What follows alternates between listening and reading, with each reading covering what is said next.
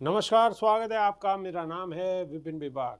मंगलवार 17 दिसंबर को केंद्रीय गृह मंत्री अमित शाह ने संविधान पर चर्चा कर राज्यसभा में जवाब दिया। इस दौरान उन्होंने संविधान निर्माता डॉक्टर भीमराव अंबेडकर को लेकर कांग्रेस पर आरोप लगाया कि उस जमाने में उनका अपमान किया गया। इसको लेकर पूरा विपक्ष एकजुट होकर अमित शाह पर आरोप लगा रहा है कि उन्होंने अंबेडकर का अपमान किया है। इसी क्रम में पश्चिम बंगाल की मुख्यमंत्री और तृणमूल कांग्रेस की अध्यक्ष ममता बनर्जी ने कहा है कि मुखौटा उतर गया है। संसद में संविधान के 75वें गौरवशाली वर्ष पूरे होने पर विचार करते हुए केंद्रीय गृह मंत्री अमित शाह ने इस अवसर को लोकतंत्र के मंदिर में डॉक्टर भीमराव अंबेडकर के खिलाफ अपमानजनक टिप्पणी करके कलंकित करने का विकल्प चुना।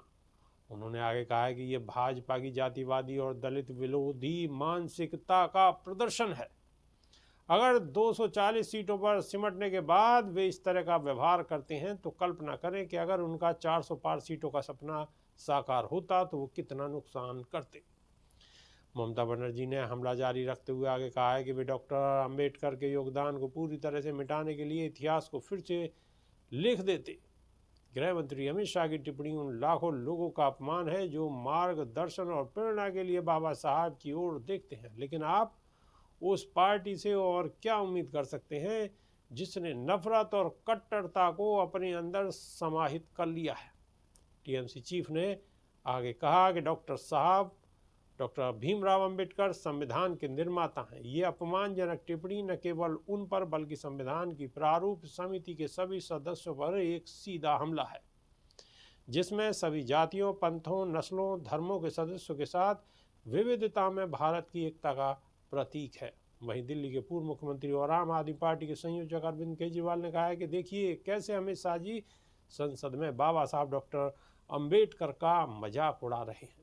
इन बीजेपी वालों को इतना अहंकार हो गया है कि ये किसी को कुछ नहीं समझते। हाँ, अमित शाह जी बाबा साहब इस देश के बच्चे बच्चे के लिए भगवान से कम नहीं है। मरने के बाद स्वर्ग का तो पता नहीं, लेकिन बाबा साहब का संविधान ना होता तो आप लोग तो दबे कुचले गरीबों और दलितों को इस धरती पर जीने ही नहीं देते। बाबा साहब का अपमान नहीं सहेगा हिंदुस्तान। जय भीम। अरविंद केजरीवाल ने सवाल करते हुए आगे कहा कि माननीय नीतीश जी और चंद्रबाबू नायडू जी, देश की जनता पूछना चाहती है कि क्या आप अमित शाह जी द्वारा किए गए बाबा साहब के अपमान का समर्थन करते हैं। तो अमित शाह का बयान देश में राजनीतिक तूफान उठाए हुए है। अब देखने वाली बात होगी कि अमित शाह इस पर कुछ संवेदना व्यक्त करते हैं या नहीं। अभी के लिए इसी तरह है। नमस्कार।